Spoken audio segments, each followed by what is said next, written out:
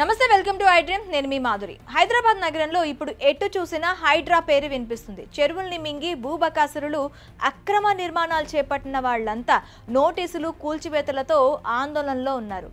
ఏ టైంలో అధికారులు జేబీసీలతో ఎక్కడ వాలిపోతారోనని టెన్షన్ పడుతున్నారు అయితే హైడ్రా పేరుతో అక్రమ వసూళ్లు జరుగుతున్నాయని దృష్టికి రావడంతో సీఎం రేవంత్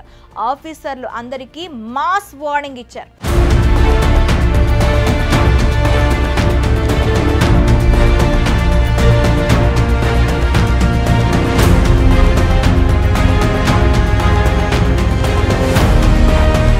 హైదరాబాద్లో అక్రమ నిర్మాణాలు చేపట్టిన వారిపై హైడ్రా ఉక్కుపాదం మోపుతూ ముందుకు సాగుతుంది రాజకీయ సినీ వ్యాపార ప్రముఖులు ఎవరిని వదలకుండా అక్రమ కట్టడాలను నోటీసులు ఇచ్చి కూల్చివేస్తున్నారు హైదరాబాద్లో ముంపునకు గురవుతున్న అక్రమ కట్టడాలను కూల్చివేసి శాశ్వత పరిష్కారం చూపేందుకే హైడ్రా ఏర్పాటు చేశామని రేవంత్ రెడ్డి చెప్పారు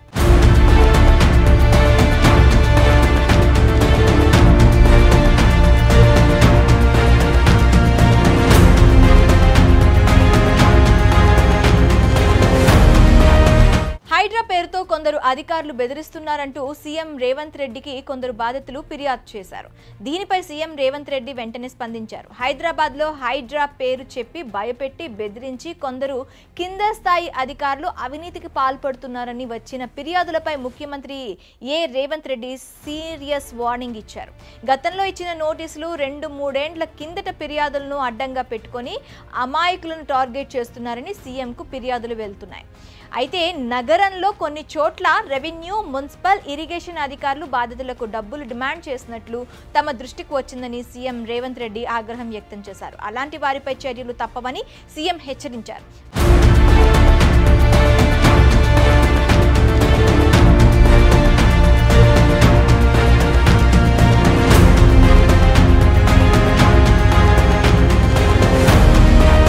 వసూళ్లకు పాల్పడే వారిపై ఏసీబీ